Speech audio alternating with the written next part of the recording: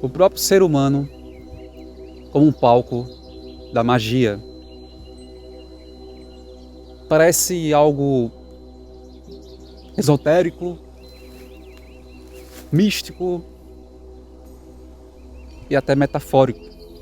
Mas eu vou tentar explicar de uma forma mais cientificamente possível, certo?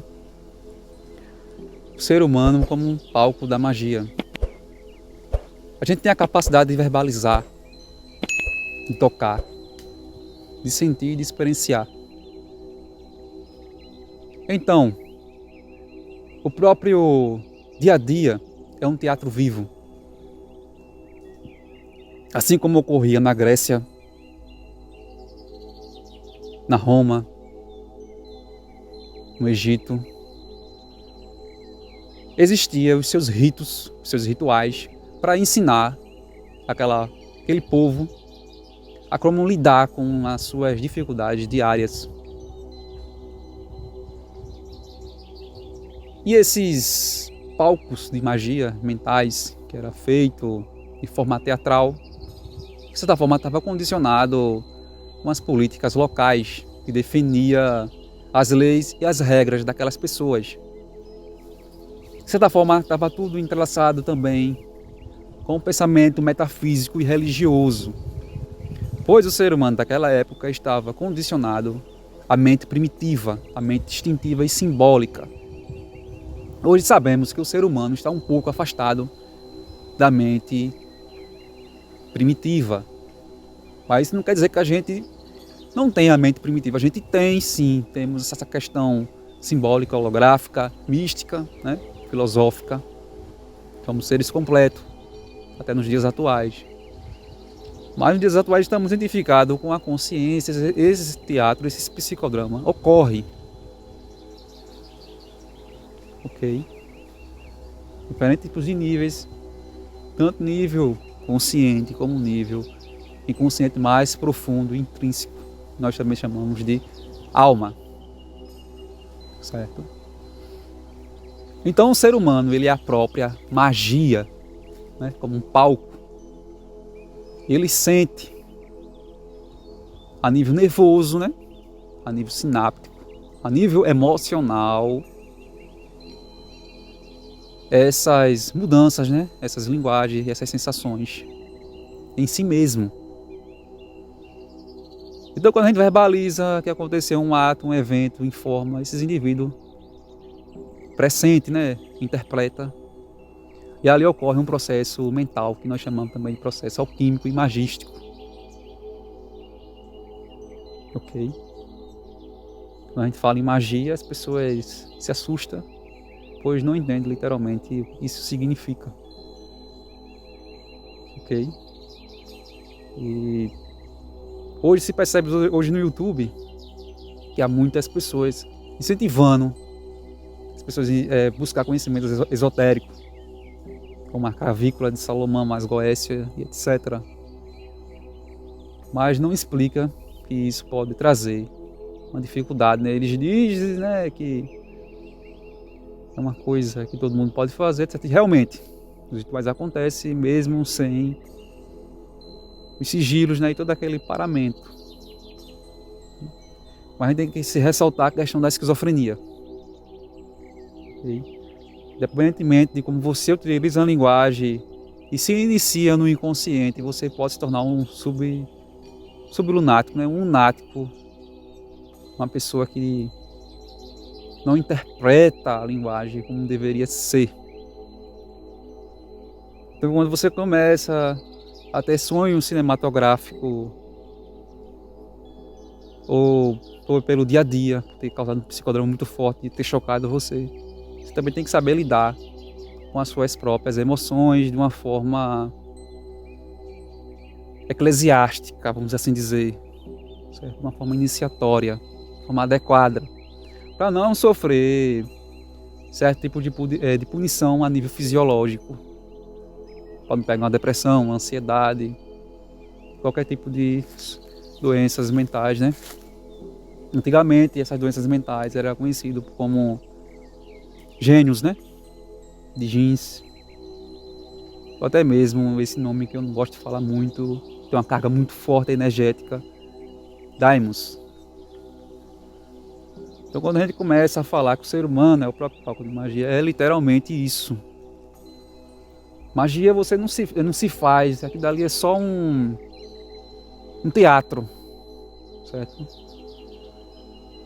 Para as pessoas começar a interpretar essas coisas. Quando os indivíduos fazem um ritual e leva os parâmetros, etc., e faz ali uma iniciação, aquilo dali é só uma forma simbólica. Mas a própria magia ocorre no dia a dia, na vivência. E essa que é a questão. Vamos trazer essa realidade da magia no dia a dia, individualmente, quando se faz uma meditação ou quando reflete. Essa mesmo que é a magia. A magia não é você comprar livros, ler livros sobre espiritualidade, ou ir numa igreja, num templo, não é isso.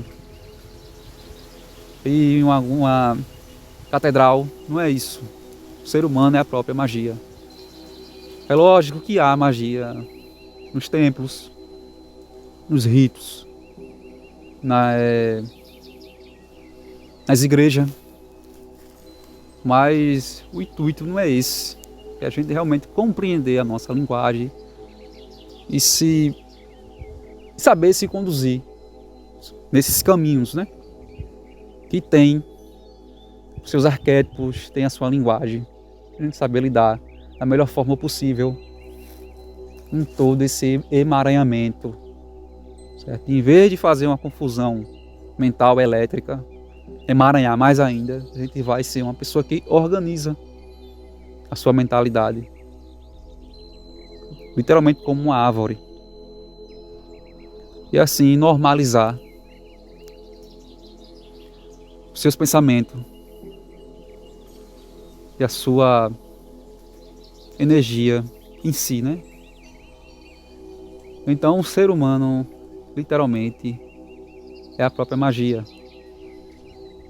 A gente vê que quando a gente assiste alguns filmes, né, filmes antigos, há vasos, né, bastante vasos, é que dali também é representando a mente, o ser humano.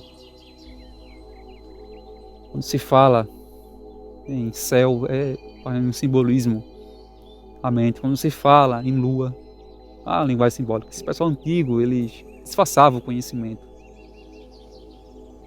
Atribuía a lua à mente, a água também à mente, e dentre outros símbolos. Então, no dia a dia em si, a gente está fazendo magia. Quando a gente vai em uma padaria comprar um pão, a gente está ali fazendo uma operação mágica. Quando o indivíduo está fazendo aquele pão, ele também está fazendo uma espécie de operação mágica. E é isso, eu quero trazer essa noção de como a gente vive, como a gente faz os nossos trabalhos, né? O próprio palco vivo, né? Que é a Terra. Então é isso. A gente tem que procurar se autofiscalizar e como vai invocar esse Ti. Há pessoas que invocam uma energia, um Ti ruim no dia a dia. E há pessoas que invocam um Ti bom. E há pessoas que selam, há pessoas que abrem.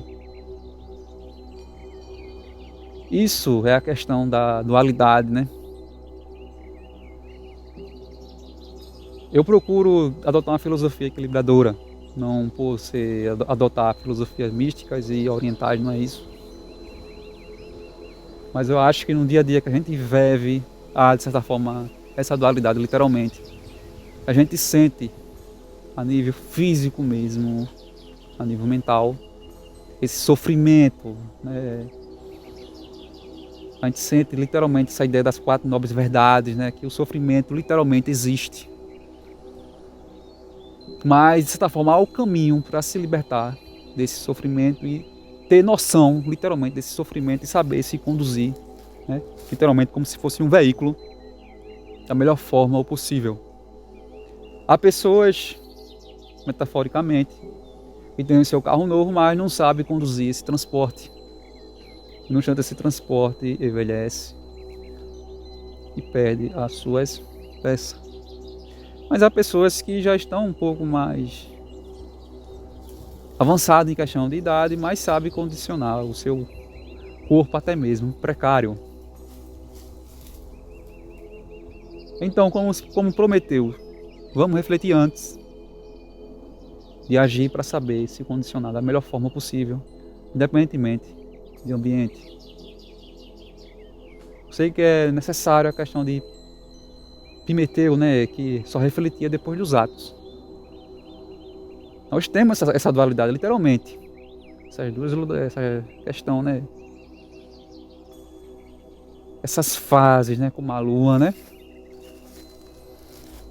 Mas é isso, é um processo de caminhada, é um processo de iniciação, né? Como se a gente literalmente estivesse subindo certos degraus na vida, né? E aprendendo como que lida com toda essa linguagem que nos cerca. É isso, pessoal. Espero que vocês tenham gostado e até a próxima.